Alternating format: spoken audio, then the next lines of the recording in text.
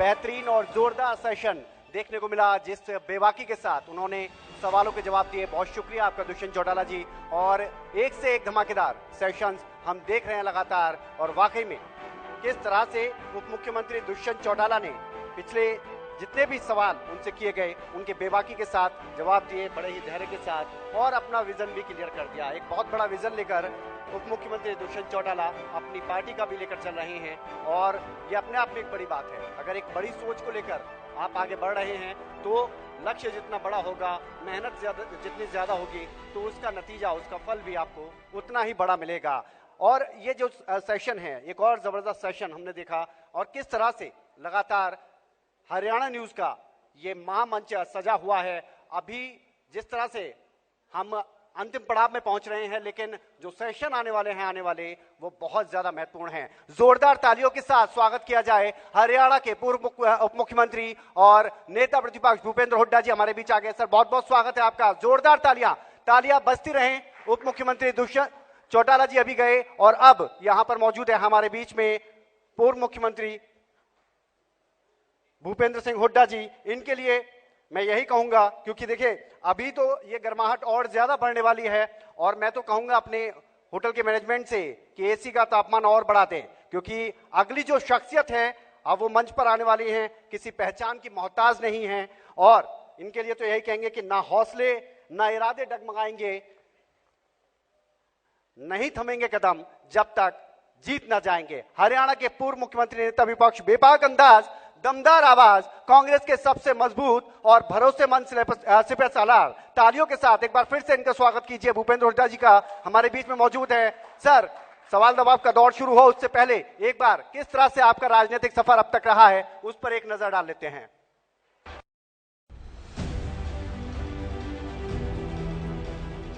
भूपेंद्र हुड्डा हरियाणा की राजनीति में एक ऐसे बड़े चेहरे हैं जो 2005 से 2014 तक 2 बार प्रदेश की बागडोर संभाल चुके हैं। सीएम के रूप में 2 बार उन्होंने अपना सफल कार्यकाल पूरा किया। कांग्रेस के कद्दावर नेताओं में से एक भूपेंद्र हुड्डा का जन्म रोहतक में 15 सितंबर 1947 को हुआ। भूपेंद्र हुड्डा अपने प्रशंसकों के बीच गंगा पुत्र और भूमि पुत्र के नाम से जाने जाते हैं। अगर भूपेंद्र हुड्डा के राजनीतिक करियर का जिक्र करें तो साल 1972 से 1977 तक ब्लॉक कांग्रेस कमेटी के सदस्य से उन्होंने अपने सियासी सफर की शुरुआत की। 1980 से 1987 तक हरियाणा युवा कांग्रेस के वरिष्ठ उपाध्यक्ष रहे। रोहतक पंचायत समिति के अध्यक्ष और हरियाणा के पंचायत परिषद के अध्यक्ष भी रहे।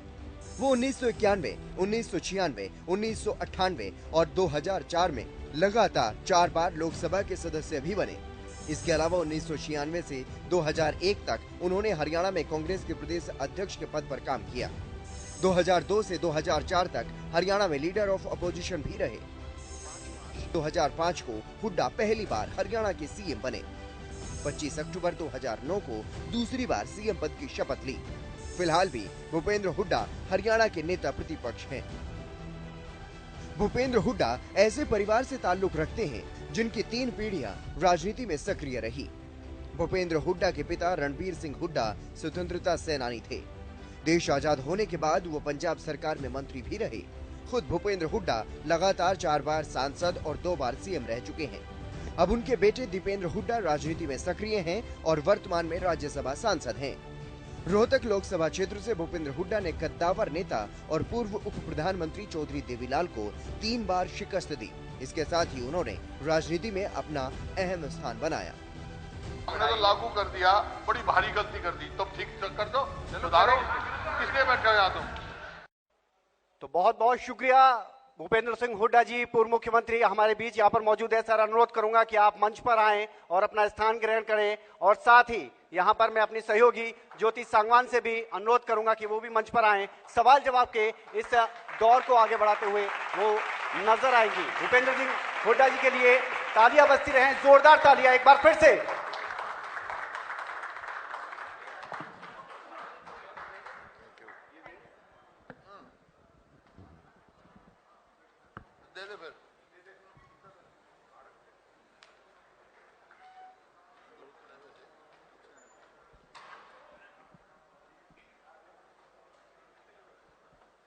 तो एक बार फिर से जोरदार तालियां। हरियाणा की राजनीति के एक बहुत बड़े कद के नेता हमारे बीच हैं। 2 बार के मुख्यमंत्री हैं और अब पार्टी संगठन की जिम्मेदारी के साथ साथ नेता प्रतिपक्ष की भूमिका भी बखूबी अदा कर रहे हैं। सर, बहुत स्वागत है आपका हरियाणा न्यूज पर। Thank you. सबसे पहला सवाल सर, गठबंधन सरकार को लेकर कैसा काम कर रही है सरकार? जो आज की बीजेपी जेजेपी सरकार नॉन परफॉर्मिंग गवर्नमेंट है, कुछ नहीं कर रही।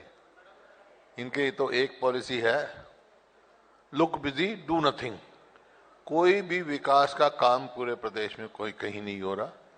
और जो प्रदेश 2014 में प्रति व्यक्ति आय में, प्रति व्यक्ति निवेश में, नौकरियों में और खेल और खिलाड़ियों को इनाम देने में और उनको पद देने में, गरीब आदमियों को जो दलित वर्ग है उनकी कल्याणकारी योजनाओं के लिए जो नंबर 1 था पूरे देश में, आज नंबर 1 है महंगाई में, बेरोजगारी में और अपराध में ऊपर जा रहा है।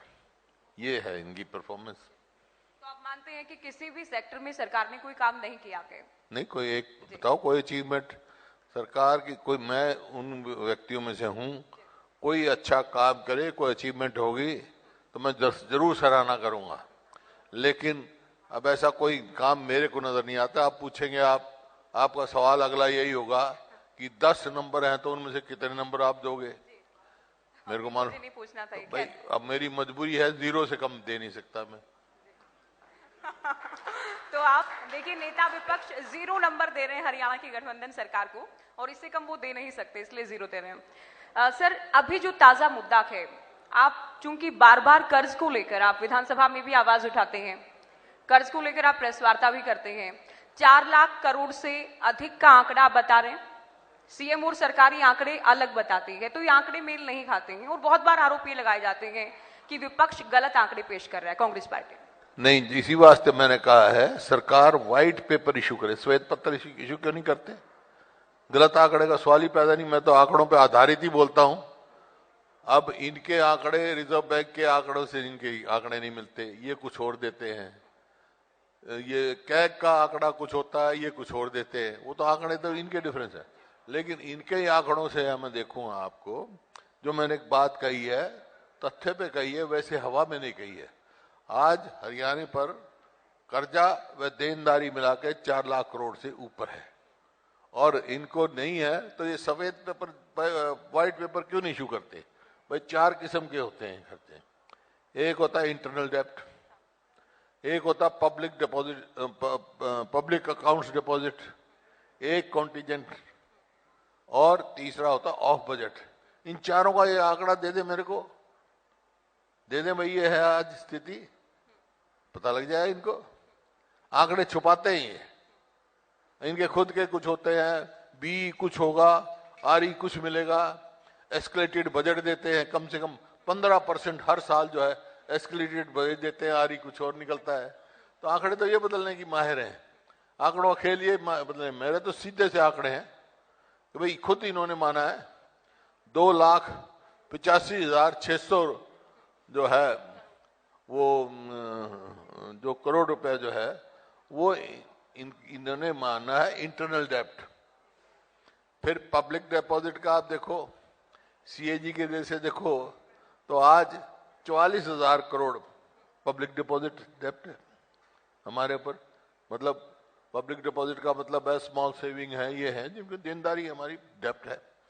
फिर कॉन्टिजेंट आप मानो तो आज उसके ऊपर 26,600 करोड़ का मतलब वो होता है जो आप पीएसयू की गारंटी देते हो। ये तो आंकड़े सीधे से। फिर ऑफ बजट ये है कि 46,000 करोड़ से ज्यादा बिजली के बिल सरकार ने देने कंपनी, बिजली कंपनियों को। बताओ ये मना करते हुए नहीं देने हमारे को। साहब, आप 2 बार के मुख्यमंत्री ये मैं नहीं कह रहा हूं, ये गवर्नमेंट ऑफ इंडिया के पावर मिनिस्ट्री है, उसके आंकड़े हैं जो मैं बताया, ऑफ बजट जो बताया। तो ये व्हाइट पेपर क्यों नहीं देते? हर बारी यही सवाल आप लोग पूछते हो और मैं एक ही जवाब देता हूं कि भाई अगर इनको गलत लगते हैं तो व्हाइट पेपर इशू कर दें। चारों जो है, इंटरनेट डेप्ट, पब्लिक डिपॉजिट डेप्ट, कंटीजेंट जी सर, जी। और आप ऑफ देखिए, बजट दे दें। आप 2 बार के मुख्यमंत्री हैं, जाहिर है आप बेहतर जानते हैं, लेकिन जो देनदारियां हैं या सरकार को जो पैसा देना है या इसमें सब्सिडी का है, क्या देनदारियों को भी कर्ज में ऐड किया जाएगा, क्योंकि सरकार उनको बिल्कुल, काउंट नहीं ये कर तो रही है। बजट के असूल है, बजट के असूल है। वही मैंने कहा, सदा यही कहा मैंने, कर्जा और देनदारी 4 लाख करोड़ से ज्यादा है ऑलवेज। कर्जा और देनदारी 4 लाख करोड़ से ज्यादा है। और आप देखें, ये कह देंगे कि हमारी बहुत आमदनी बढ़ गई है, जीएसडीपी हमारा डबल हो गया, मतलब 9 लाख कुछ करोड़ हो गया। और हमारे टाइम में जो आंका गया था वो 4,50,000 या 54,000 करोड़ था, एग्जैक्ट मेरे को नहीं, और वो डबल हो गया। लेकिन कर्जा कितने गुना हो गया भाई? कर्जा जो 70,000 करोड़ था, या आपको कंपनियों की गारंटी लीजिए ही जो, वो मिला के 90,000 करोड़ जो ये कह रहे हैं, वैसे 60,000 कुछ करोड़ था जब हमने बजट पेश किया 2014 का। बाकी कर्जा इनका ही बढ़ाया कि अक्टूबर में गवर्नमेंट बनी थी, बाकी बिजली निगम का ऐड कर देते हैं उसमें। इनका कितने गुना हो गया बताओ? ये बिजली निगम का मिलाकर 98,000 करोड़ आपका मान लेते आमदनी हैं। से अगर कर्जा ज्यादा होगा तो डेब्ट ट्रैप में स्टेट फंसेगा ही, पंजाब की जैसी स्थिति हो जाएगी। क्या आप लोग करीब 1 लाख करोड़ रुपए छोड़कर गए थे? 98,000, चूंकि बिजली निगम का भी सरकार शामिल करती है कि अगर आप लोग अपने वक्त का कर्ज की बात करें तो उसमें बिजली निगम का भी मान। देखिए, हमारे टाइम में 2014 में जो बजट पेश किया था हमने, 60,000 कुछ करोड़ था। फिर इन्हें 15 में किया, क्यों अक्टूबर में बना, अक्टूबर से मार्च तक इनकी रही, 70,000 करोड़ के करीब हुआ। और बाकी ये बता रहे हैं बिजली कंपनियों का देनदारी। मैं क्या बता रहा हूं? तो उसका क्या, वो जोड़ा, इन्हें व्हाइट पेपर इशू किया था। वही व्हाइट पेपर मैं मांग रहा हूं। जब मेरे बारे में व्हाइट पेपर इशू किया था, 97,000 करोड़ भी आप लगाओ, आज 4 लाख करोड़ हो गया ज्यादा, तो 4 गुना बढ़ गया ना, 4 गुना से भी ज्यादा। वही मैं कह रहा हूँ, व्हाइट पेपर इशू करने में क्यों इनको क्या एतराज है? व्हाइट पेपर इशू करेंगे। इसमें 2 बातें हैं सर। एक बात तो आपको लेकर ये कहती है ये सरकार, हरियाणा प्रदेश उन प्रदेशों में से है जिनका कर्ज और देनदारी बजट से ज्यादा है। 1,83,000 करोड़ इनका बजट है और कर्जा 4 लाख करोड़ है। कहां जाएगा प्रदेश? ठीक है सर, मैं एक सवाल में जबकि सवाल इस बात का नहीं है। विकास के लिए आप कर्जा लो, मान लो मेरे कर्जे की बात करते हैं, हालांकि वो है नहीं, तथ्य मैंने बता दिया। तो हमारे समय में कितने पावर प्लांट लगे भाई बताओ? इन्होंने 1 यूनिट कहीं बनाई है? मेरे समय में 4 तो थर्मल पावर प्लांट लगे, 1 न्यूक्लियर पावर प्लांट आया, पानीपत के हमने एनहांस किया उसकी। और रेलवे लाइन कितनी बनी? 1 इंच बनाई हो तो इन्हें बताओ। मेट्रो गया, मैं सारा गिनाऊंगा आपको। और कितनी यूनिवर्सिटी बनी, अभी आप आएंगे तो मैं सारे आपको गिना दूंगा इनका यूनिवर्सिटी। देखिए, इस विषय पर बहुत सारी बातें हो सकती हैं, लेकिन हमें और भी बहुत सारे विषयों पर बात करनी है। नौकरियों को लेकर दावा है कि हरियाणा गठन के बाद सबसे अधिक नौकरियां दी गई हैं मनोहर सरकार में। 1 लाख से ज्यादा सरकारी नौकरी दी गई है। ऐसा है, 1,82,000 खाली पद पड़े हैं। मैं कह रहा हूं ये मना करें, इतने खाली पद नहीं है। 25,000 तो टीचरों के पड़े हैं। हमारे यहाँ तो कोई ऐसा, जितने जेबीडी पास किए हुए थे सबको एक मुश्त नौकरी दी। हमने तो एक कलम से, जो सफाई कर्मचारी है, 8,000 सफाई कर्मचारी गांव में लगाए, 7 या 8,000। इनने बताओ ना क्या किया? इनके तो पेपर लीक, घोटाले और परचून की तरह नौकरियां भी की हैं। आप, मैं देख रहा अखबारों में, कहूँ मैं दिखा दूंगा आपको, तो आप लोगों की खबर पढ़ता हूं मैं। चाहे वो सबॉर्डिनेट सर्विसेज कमीशन हो, चाहे हरियाणा पब्लिक सर्विस कमीशन हो, वहां करोड़ों रुपए पकड़े गए दफ्तर में। वहां हरियाणा सर्विस सबॉर्डिनेट सर्विसेज में चेयरमैन को छोड़ना पड़ा, चेयरमैन के हुआ पकड़े गए, रिकॉर्ड पकड़े गए। उसमें सरकार ये कहती है कि हम खुद ही मामले सामने लाते हैं, खुद ही जांच कराते हैं। आज ही देखो, कल के या परसों के उसमें कौशल रोजगार योजना लगा रखी है ना, अखबारों में हेडलाइन देखो कितना है कि हर नौकरी के लिए 10% का हो जाता था। तो और क्या होगा? भ्रष्टाचार में मतलब हरियाणा बिल्कुल ऐसा हो गया, परचून की तरह नौकरियां बेची इन्होंने। और आप बोलिए। आप देखिए, युवाओं को लेकर चूंकि बात कर रहे हैं, भारत के स्टार पहलवान, नामी पहलवान जंतर मंतर पर बैठे हैं। क्योंकि उनकी ओर से इनवाइट किया गया था राजनीतिक दलों को, आप गए, आपने समर्थन दिया, लेकिन बीजेपी कहीं ना कहीं डायरेक्टली इनडायरेक्टली प्रोजेक्टेड बता रही है इसे कि इस पर राजनीति कर रहा है विपक्ष पहलवानों को लेकर। देखिए, वो हमारे देश के गौरव हैं, जिन्होंने ओलंपिक्स में, एशियाड में, कॉमनवेल्थ में मेडल लेके आए। उन पे क्या राजनीति करेंगे? उसको, उनको तो मदद करनी चाहिए दलगत राजनीति से ऊपर उठकर। ये बैठे हैं चुपचाप, इनको करनी चाहिए। हमारे प्रदेश की भी बच्चियां बैठी हैं, बच्चियों का इतना गंभीर आरोप लगने के बाद आप चुप रहोगे तो फिर तो कोई समाज का कोई वो नहीं रहेगा। भाई हम यही कह रहे हैं ना, मैं तो यही कहा कि भाई ये गंभीर आरोप है, इनकी तुरंत जांच होनी चाहिए और दोषी को दंडित होना चाहिए। क्यों? जिन बच्चों को स्टेडियम में होना चाहिए था अपनी तैयारी के लिए, वो क्यों मजबूर हुए जंतर मंतर में बैठने के लिए?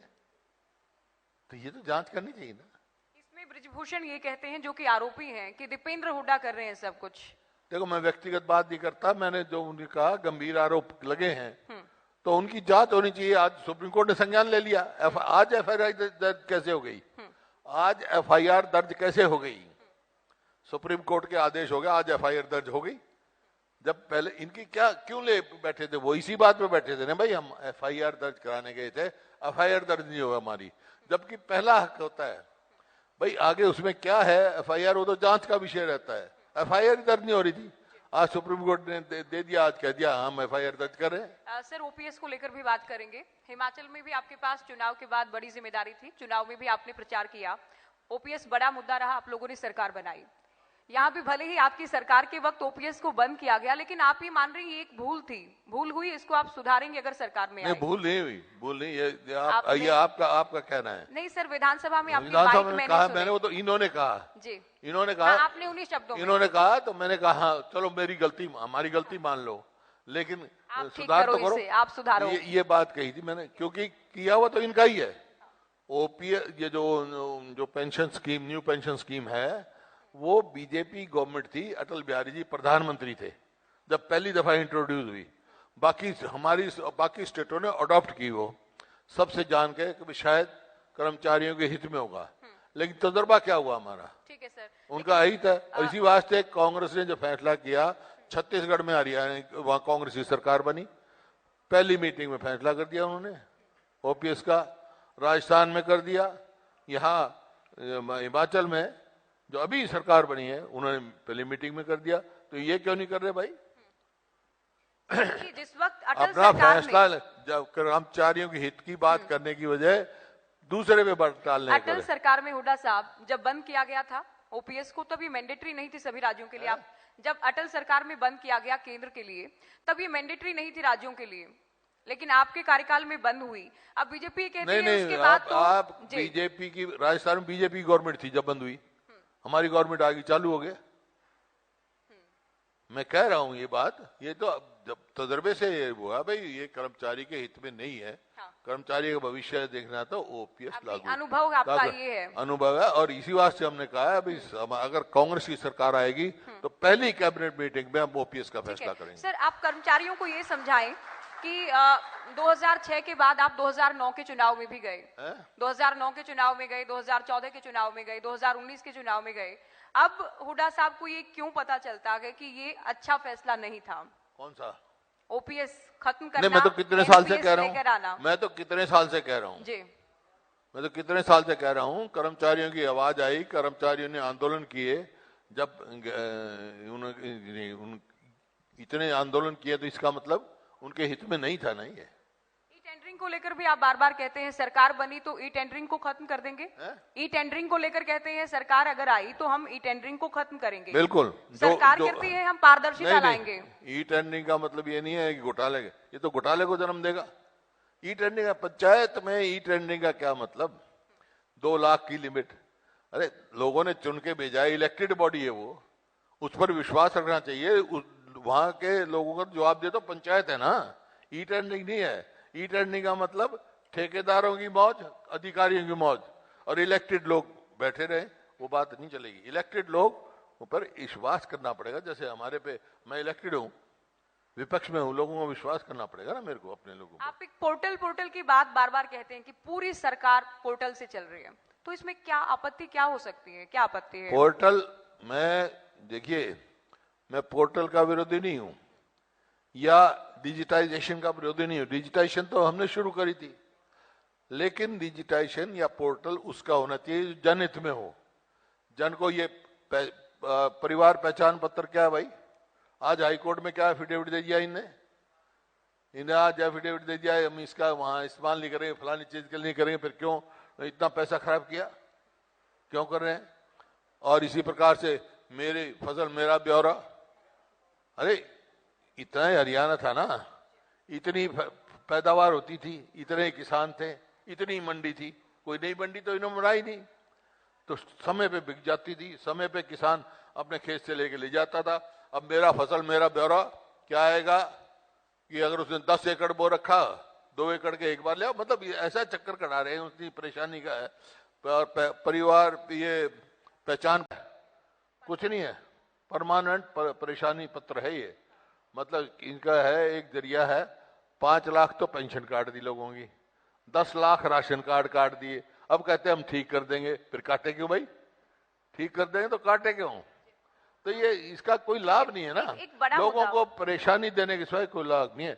ई टेंडरिंग का आपने कह दिया, हाँ जहां जरूरत हो वहां पोर्टल का भी इस्तेमाल हो। अभी तो हर चीज में कहते हैं पोर्टल है, और पोर्टल ही ने सरकार चलानी है, तो मंत्रियों की क्या जरूरत है, और क्या विधायकों की जरूरत है, क्या अधिकारियों की जरूरत है, क्या प्रदेश को किसान की जरूरत है? किसान पोर्टल ही खेती कर लेगा, पोर्टल ही प्रशासन चला लेगा, पोर्टल ही सब कुछ कर लेगा। अच्छा, ये पोर्टल की बात थी। दूसरा देखिए, बहुत सारे मुद्दे ऐसे हैं जिसको लेकर आजकल आप वादे कर रहे हैं। आप पेंशन को लेकर कहते हैं 6,000 रुपए पेंशन की बात कर रहे हैं आप, 6,000 रुपए बुढ़ापा पेंशन। दूसरी ओर आप कहते हैं हुड्डा हरियाणा पर तो बहुत कर्ज है, तो ये कैसे पॉसिबल हो पाएगा?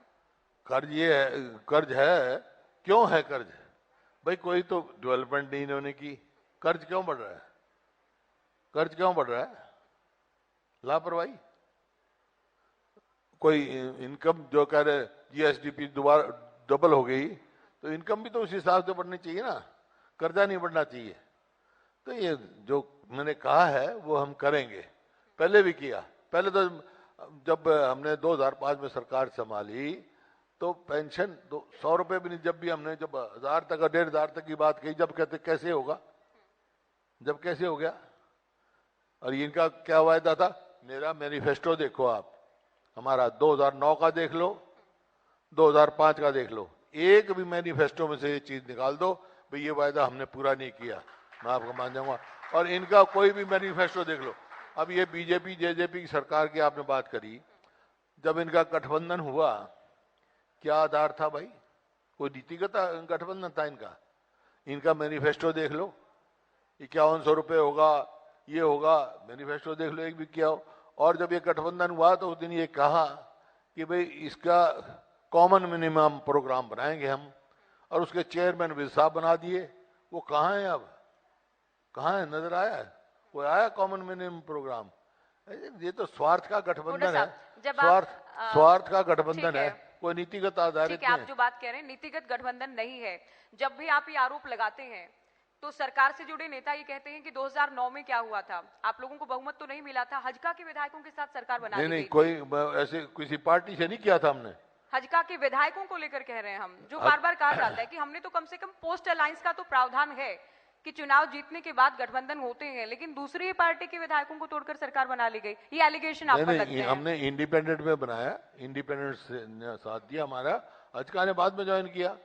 इनका तो आधार ही क्या है? हजका ने तो मई 2016 में किया। फिर हमने ये तो नहीं कहा कि हम 75 पार करेंगे, 75 पार, और ये कह रहे थे जमुना पार, और दोनों पर गए यार स्वार्थ में। ये 4 साल बाद ये बातें क्यों हो रही है 4 साल के बाद कि गठबंधन कांग्रेस से कर सकते थे, कांग्रेस नहीं मानी? अभी दुष्यंत चौटाला थे, मैंने उनसे इंटरव्यू किया, वो कहते हैं बड़े हुड्डा साहब कुछ कह रहे हैं, दीपेंद्र हुड्डा कुछ कह रहे हैं कि बात हुई थी, बात नहीं हुई थी। ये बयान ही मेल नहीं खा रहे हैं दोनों के। मैं छोड़ो, हमारे तो इतने एमएलए हैं, मैं बात करूंगा। इनके तो 10 ही विधायक हैं। राम कुमार गौतम क्या कह रहे हैं, पूछो इनसे। ईश्वर सिंह क्या कह रहे हैं, पूछो इनसे। और कौन ये अपना नरवाने वाला विधायक क्या कह रहा है, पूछो इनसे, ये 10 में ही 10 टुकड़े बने।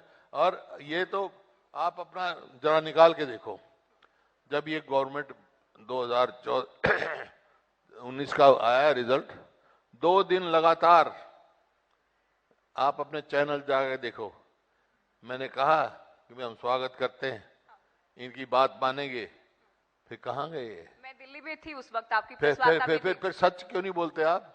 ये तो नहीं कर, ऐसा मत करो आप कि भाई ये बैठे हैं सामने, ये कह देंगे भाई ये दिन है तो आप भी कह दो कि दिन है, और वो कह देंगे नहीं रात है, आप भी कह दो कि रात हो गई। बाहर जाके तो देखो क्या है, असलियत क्या थी। आपका अपने चैनल चला के देखो, फिर बताओ, चैनल चला के बताओ। चैनल सरकार बनाने का दावा किया, उस प्रेस वार्ता में मैं भी उपस्थित थी। आपने जब मीडिया से बात नहीं, आप अपने चैनल अपना नहीं, जितने भी चैनल लाइव सुनाया हमने, लगातार 2 दिन प्रेस कॉन्फ्रेंस की मैंने, इनको कहा, लेकिन ये स्वार्थ का था। आपके दिल्ली आवास पर मैं भी थी उस वक्त, मैंने भी सुना उस प्रेस वार्ता को। ठीक है, फिर आपकी आपने ये आप थे तो दुष्यंत ये कह रहे थे, हाँ। तो आपको ये जवाब देना चाहिए था। मैंने पूछा उनसे, वो अब की कह रहे हैं नहीं, आप कहते चैनल देख लो। वो अभी कह रहे हैं कि दीपेंद्र हुड्डा कुछ कहते हैं, हुड्डा साहब एडमिट नहीं करते। चलिए, इस विषय पर बहुत चर्चा हुई। अब आपके पार्टी संगठन पर आए सर, आप आपके पार्टी संगठन की बात करें, आप एक बड़े नेता हैं और सबसे बड़े नेता कांग्रेस में कहे जाए तो दो राय नहीं है। क्या कारण ऐसा रहता है कि कुछ नेता फिर भी डायरेक्टली इनडायरेक्टली आपके खिलाफ बयानबाजी करते हैं? बहुत बार नहीं, कोई नेता बयानबाजी नहीं करता, बाकी अपने अपने विचार है। मैं समझता हूँ संगठन इस तरह मजबूत होगा, आप सोचेंगे संगठन प्रजातंत्र है, कोई मतलब डिक्टेटरशिप थोड़ा ही है। विचारों की असहमति हो सकती है, मनभेद नहीं हो सकता। अभी कुमारी सैलजा की ओर से कहा गया कि उत्तर हरियाणा का विकास नहीं हो पाया। कुमारी सैलजा ने कहा उत्तर हरियाणा का विकास आपकी सरकार में नहीं हो पाया। पता नहीं, वो केंद्र में मंत्री थी, वो थी मंत्री, उनको पता होगा। उनकी भी जवाब यही है। फिर आप जब तो यही कहते थे भाई इतना विकास कभी भी नहीं हुआ। ओके, अब विचार बदले, वो तो अपने अपने समय की बात है, कोई बात नहीं, उनका विचार होगा। सर ये बताइए, मेरे को किसी से वो नहीं है, कह रही हूँ किस आधार हो, मेरे को किस आधार पे कहा, यमुनानगर में पावर प्लांट कैसे लगा, छोटू राम के नाम से, किसके समय में लगा?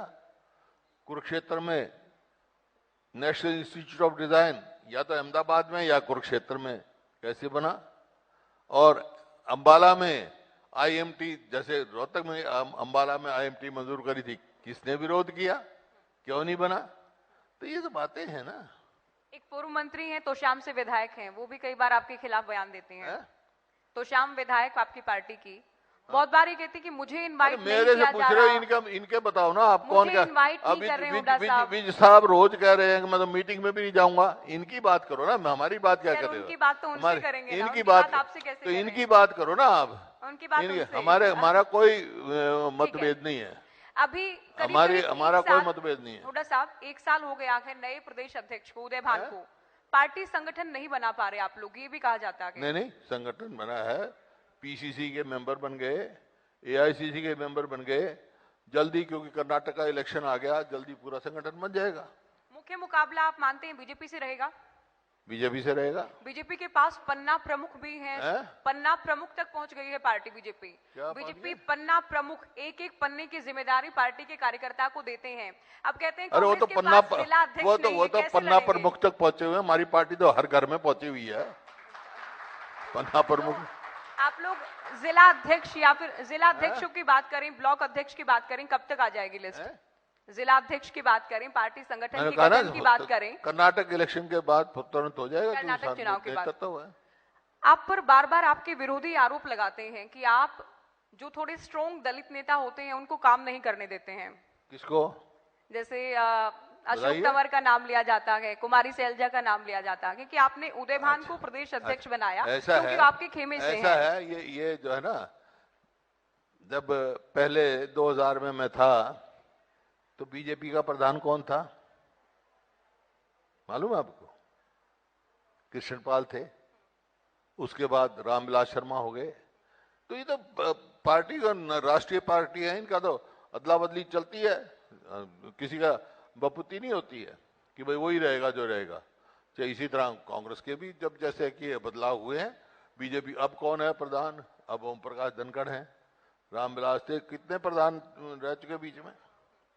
तो ये तो सारी पार्टियों को होता है, जहां जरूरत होती है बदलाव भी होते हैं, चुनाव भी होते हैं। अब चुनाव हुआ है, उदयबान बन गए। अच्छा सर, देखिए अब बार बार इसमें क्या उसकी बात है? नहीं, ये कि ये तो संगठन का काम है। मुझे दर्शक ये भी समझना चाहेंगे कि फूलचंद मुलाना तक के बाद की बात कर लें, हम अशोक तंवर की बात करें, कुमारी सैलजा की बात करें, उदय भान की बात करें, तो फूलचंद मुलाना क्यों नहीं कर रहे आप? जी नहीं, क्यों नहीं कर रहे? उनकी भी कभी आपके खेमे से भी हो सकते हैं, कभी आपके खेमे से नहीं भी हो सकते हैं, कभी आपके खेमे से भी हो सकते हैं। खेमा कोई नहीं है मेरा खेमा एक ही है, कांग्रेस। जी, अब बीजेपी या दूसरी पार्टियां ये कहती हैं कि कांग्रेस वो मतलब खेमे में वो पार्टियां बटी हुई हैं, कांग्रेस का एक ही खेमा है। अब सर आपके विरोधी ये कहते हैं कि हरियाणा कांग्रेस मतलब भूपेंद्र हुड्डा। वो विरोधी कह रहे हैं ना, हुड्डा परिवार तक कांग्रेस सिमट गई है, या तो दीपेंद्र हुड्डा या भूपेंद्र विरोधी कह रहे हैं ना, और उनके पास कोई मुद्दा ही नहीं है ना। जब मुद्दे नहीं होते, जब ऐसी बातें करते हैं, विरोधी कह रहे हैं ना। कांग्रेस जन तो कोई नहीं कह रहा ना, लोग कह रहे। हम राज्यसभा चुनाव की बात करें, नंबर्स थे आप लोगों के पास, आदमपुर बाई इलेक्शन की बात करें, एक विधायक कम हो गया, तो कभी आपको लगता है कि ये नाकामी तो रही है हरियाणा कांग्रेस की? हरियाणा कांग्रेस की नाकामी, राज्यसभा चुनाव, आदमपुर उपचुनाव। राज्यसभा कैसे? राज्यसभा में तो जीते हम, दीपेंद्र हुड्डा क्या नाम? नहीं सर, उसके बाद पार्टी का उसके बाद भी तो अजय माकन पार्टी का उम्मीदवार था। नहीं, अजय माकन और कार्तिकेय शर्मा को लेकर मैं बात कर रही हूँ कि एक वोट जो है उसने किसने क्या किया है, वो तो पार्टी का काम करेगी। वोट हमारी, अगर एक वोट और आती है हमारी आदमपुर उपचुनाव को सर आपने मंथन किया कि क्या हुआ? क्या कुछ नहीं, बहुत अच्छी परफॉर्मेंस रही हमारी। परफॉर्मेंस हमारी बहुत अच्छी रही है वहां पे आदमपुर में। आप आदमपुर में आप देखें, पिछली बार कांग्रेस का उम्मीदवार कितने से जीता था और आज कांग्रेस की रहा, क्योंकि आदमपुर का जो चुनाव है आपने एनालाइज नहीं किया। कुल जो विधायक बने हैं 7, 8, 10 गांव में जीते हैं, बाकी में कांग्रेस जीती है। जितने अपना गरीब आदमी दलित के बूथ थे सब में कांग्रेस जीती है। अच्छी वोट आई है, 50,000 से पता नहीं 54,000 कितनी वोट आई है। अच्छा परफॉर्मेंस रही है। डेफिनेटली इलेक्शन अच्छा लड़ा, इलेक्शन बहुत अच्छा लड़ा कांग्रेस ने, इसमें कोई दो राय नहीं। अच्छा था, और हमारे उसके रिजल्ट से हम संतुष्ट हैं आप? बिल्कुल ठीक है। इसके अलावा अगले चुनाव की हम बात करें, आप अलग अलग मुद्दों को लेकर आप जनता के बीच जा रहे हैं, क्या रिस्पॉन्स मिल रहा है? क्योंकि विपक्ष आपके समक्ष कार्यक्रम है, उससे पहले हाथ से हाथ जोड़ो अभियान भी साथ साथ चल रहा है, भारत जोड़ो यात्रा भी की। आपने यमुनानगर में गए थे, आप क्या देख लिया आपने क्या रिस्पॉन्स मिल रहा है? अभी सोनीपत में हुआ था, आपने लाइव चलाया नहीं तो आपको पता नहीं होगा। नहीं सर, क्यों नहीं चलाया? नहीं, आप कमाल कर रहे हैं। तो आपको पता नहीं होगा, तो आप वहां से चैनल सभी दलों की सभी खबरें, कोई बात नहीं, चैनल चला के देख लो क्या रेस्पॉन्स है। रेस्पॉन्स तो लोगों से पता लगेगा ना, लोगों का रेस्पॉन्स देख लो, आपको पता लग जाएगा। हर वर्ग, किसान, मजदूर, व्यापारी, कर्मचारी, शहरी, ग्रामीण, दलित, बैकवर्ड, हर वर्ग इस सरकार से विमुख हो चुका है और केवल अल्टरनेटिव कांग्रेस को देख रहा है। एक चर्चा है आम जनमानस में, और राजनीति के जानकार भी ये चर्चा करते हैं कि अब भूपेंद्र हुड्डा जाहिर है बड़े नेता हैं, जाट समुदाय के बड़े नेता माने जाते हैं, भूपेंद्र हुड्डा, और इस बार कहीं ना कहीं फायदा ये मिल सकता है कि समुदाय का सारा वोट या बहुत सारा वोट पोलराइज हो जाए जाट समुदाय। ये आप लोगों की कहानी है, भूपेंद्र हुड्डा सब मैं यही समझना सारी उनका सेकुलर आदमी है, सारी जातियों कांग्रेस पार्टी सबकी है, सबका अधिकार है। मैं समझना चाह रही हूँ सर कि कैसे सभी समुदायों को साथ में लेकर सभी समुदाय पहले साथ रहे कांग्रेस में, पिछले चुनाव में नहीं रहे।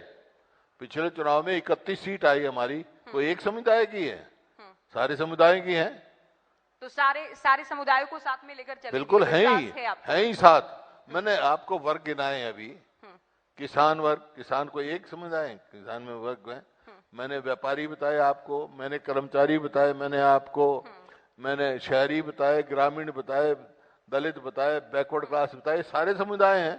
ये सब आज इस सरकार से कांग्रेस की तरफ देख रहे हैं और ऑल्टरनेटिव कांग्रेस को ही देख रहे हैं। ठीक है, चुनावी माहौल की बात कर रहे हैं अब है, और साथ ही ओम प्रकाश चौटाला ये कह रहे हैं कि बीजेपी जेजेपी को रोकने के लिए हम किसी से भी गठबंधन कर लेंगे, कांग्रेस हमारे पास आएगी तो कांग्रेस के साथ भी कर लेंगे। ओम प्रकाश चौटाला, अभय चौटाला। कांग्रेस क्यों आएगी किसी के पास? अच्छा, कांग्रेस खुद में सक्षम है। पिछला जितने चुनाव लड़े हैं अब तक कांग्रेस ने तो अकेला ही लड़े हैं। तो वो अकेले अकेले गठबंधन- सक्षम है आप लोग, ये कह हाँ, रहे हैं। सक्षम है हम।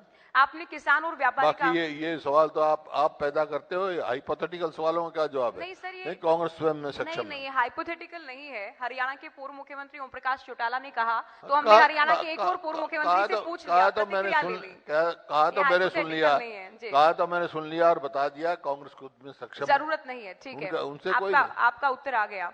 किसानों का आपने जिक्र किया, आप कहते हैं 500 रुपए बोनस दिया जाए, गेहूं पर 500 रुपए बोनस दिया बिल्कुल, जाए। बिल्कुल। अभी डिप्टी सीएम ये कह रहे थे कि हुड्डा साहब ने कभी बोनस नहीं दिया। दिया। अंतिम बोनस चौटाला सरकार में ओम प्रकाश चौटाला ने दिया, ये दावा वो कर रहे थे। आपसे सवाल पूछने के लिए कहा। स्टेट गवर्नमेंट बोनस देती रही, मेरी समय में तो कभी एमएसपी से कम बिका ही नहीं। मैं बोनस कंपनसेशन दिया हमने, एमएसपी से बताओ कब कम बिका? हर बारी किसान को सब एमएसपी कमी मिला, कभी आंदोलन नहीं हुए हमारे को एमएसपी नहीं मिली, बल्कि एमएसपी से ज्यादा मिला है। क्योंकि जो है क्या नीति होनी चाहिए यूपीए सरकार में, मान लो आपका धान का था, धान का एक्सपोर्ट कब होना चाहिए, आज इंपोर्ट कब, एक्सपोर्ट इंपोर्ट पॉलिसी किसकी होनी चाहिए, कब होना चाहिए।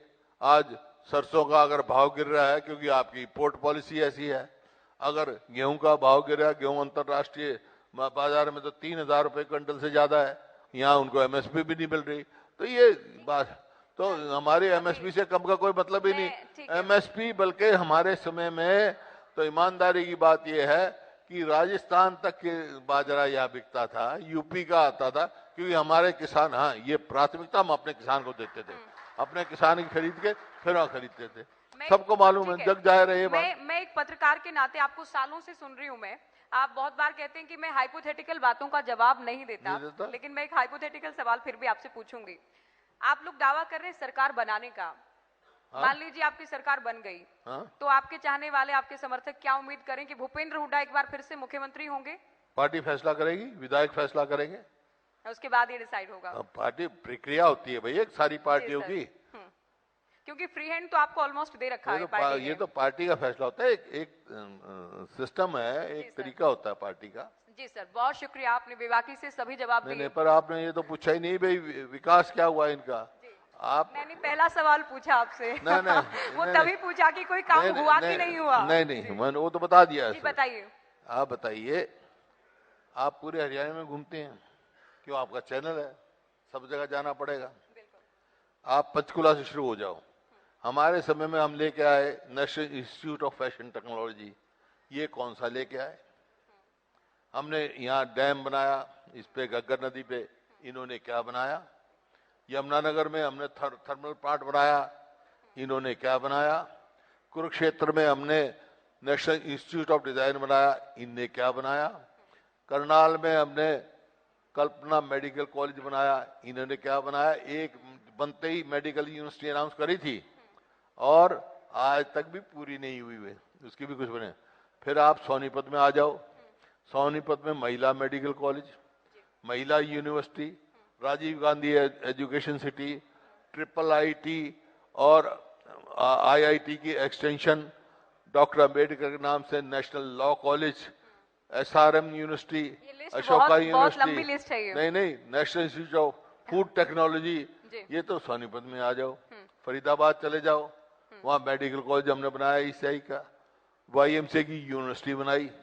और आप गुड़गांव चले जाओ, देश की पहली डिफेंस यूनिवर्सिटी वहां शुरू करवाई हमने, ये अब तक भी पूरी नहीं कर सके। आप इन्हीं बातों के साथ मैं जो बात आप देखिए, आप कंप्लीट कीजिए। हाँ, ऐसा मत करो, मैं आपसे पूछूं, आप मेरे 100 सवाल पूछ रहे हो, एक सवाल पूछ रहा, मेरा भी अधिकार है। जरूर पूछे, ठीक है ना।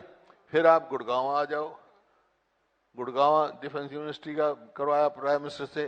रेवाड़ी चले जाओ, इंदिरा गांधी यूनिवर्सिटी हमने बनाई, सैनिक स्कूल हमने खोला। आप महेंद्रगढ़ चले जाओ, सेंट्रल यूनिवर्सिटी हमने बनाई, जहाँ मेडिकल कॉलेज भी होगा, लॉ कॉलेज भी है, सब कुछ है। फिर नहीं, एक मिनट रुक जाओ, एक बात जोड़ दूं, आप बात पूरी कीजिएगा। अब मैं एक बात जोड़ दूं इसी में, ये उन तमाम आरोपों का जवाब है जब कहा जाता है कि भूपेंद्र हुड्डा ने केवल रोहतक, सोनीपत या फिर झज्जर का विकास कराया। ये मैं सभी आरोपों का तोड़ है। मैं पंचकुला से शुरू हुआ हूँ, पंचकुला रोहतक में क्या मैं पंचकुला से शुरू हुआ हूँ, आगे चलो ना। जब फिर जज्जर आ जाओ, जज्जर में एम्स बनाया मैंने, है, और यहाँ पे रोहतक में परफॉर्मिंग विजुअल आर्ट्स यूनिवर्सिटी बनाई, और जो मेडिकल कॉलेज था उसको मेडिकल यूनिवर्सिटी बनाया भगवत दयाल के नाम से, नाम नहीं बदले मैंने। और भिवानी चले जाओ, चौधरी बंसीलाल के नाम से यूनिवर्सिटी बनाई हमने। सिरसा चले जाओ, चौधरी देवीलाल के नाम से एक छोटी सी यूनिवर्सिटी बना दी, उसके राष्ट्रीय स्तर पे लेकर। हिसार चले जाओ, लाला लाजपत राय ने के नाम से एनिमल साइंस की यूनिवर्सिटी बना दी। आप सुनने के लिए तैयार नहीं है। मेरा सवाल ये है कि ये सब है, इनका बता दो। आप सारे हरियाणा में घूमते हो, एक जगह कोई यूनिवर्सिटी बनाई हो, एक जगह कोई किया हो? नहीं, एक जगह हम मेट्रो लेके गए बल्लभगढ़ तक, गुड़गांव तक, बहादुरगढ़ तक, इन्होंने कहीं मेट्रो बढ़ाई? रेलवे लाइन बिछाई हमने रोहतक रिवाड़ी के बीच में। ठीक है, बहुत सारी लंबी लिस्ट भूपेंद्र हुड्डा जी ने पढ़ दी है, सीएम कुछ ही देर में होंगे, उनसे हम सारे जवाब लेंगे। उनसे आपके सारे सवालों के जवाब लेंगे सर। मैं देख लूंगा क्या सवाल होंगे आपके। मैं तो अब एक सवाल आपसे पूछ रहा हूँ, भाई आप सारे हरियाणा में घूमते हो, कहीं ऐसी एक चीज बता दो इनकी अचीवमेंट है, मैं उसका अप्रिशिएट करूंगा। एक बता दो। सरकार की तारीफ नहीं, सरकार की तारीफ करने के लिए हम नहीं है, एक बता दो। आप मीडिया के तौर पर काम कर रहे हैं। बता दो। हम भी आपके सवाल सीएम साहब से पूछेंगे, हमारी एडिटर सवाल जो पूछे मैं तो अभी प्रतिमा दत्ता जी सीएम साहब से आपके सारे सवाल पूछेंगे। उनसे जो पूछना, मैं तो एक सवाल आपसे पूछा। आप कितनी देर से मेरे सवाल पूछ रहे हो, मैं जवाब दे रहा हूँ। मैं तो एक सवाल पूछ रहा हूँ आपसे, एक सवाल का जवाब नहीं दे रहे आप। आपके पास एक, देखिए भूपेंद्र हुड्डा के पास, हुड्डा साहब के पास एक लंबी लिस्ट है कामकाज की। संगठन को लेकर हमने बात की, राजनीतिक हालात को लेकर हमने बात की, आने वाले मुद्दे क्या हो सकते हैं उनको लेकर बात की, और जीत को लेकर कितना आश्वस्त है इसे लेकर बात की। सर बहुत शुक्रिया, आपने वक्त दिया, चर्चा हमने की, बहुत शुक्रिया आप आए हरियाणा न्यूज के। धन्यवाद, थैंक यू। चलो एक बार फिर बहुत बहुत शुक्रिया सर अपना कीमती समय देने के लिए। और ये तो लग रहा है कि यहाँ की कांग्रेस का विजन हो सकता है। एक बार फिर मैं हरियाणा न्यूज की चीफ प्रतिमा दत्ता जी से कहेंगे, सर प्लीज, पूर्व मुख्यमंत्री जी प्लीज रुकिए, मेहमान और एक बार सम्मानित करें पूर्व मुख्यमंत्री भूपेंद्र सिंह हुड्डा जी को। तो वाकई बड़ा ही जबरदस्त सेशन ये देखने को मिला, तीखे सवाल और तीखे जवाब भी देखने को मिले, सटीक जवाब देखने को मिले। एक बार फिर से जोरदार तालियां हो जाएं नेता प्रतिपक्ष भूपेंद्र सिंह हुड्डा जी के लिए।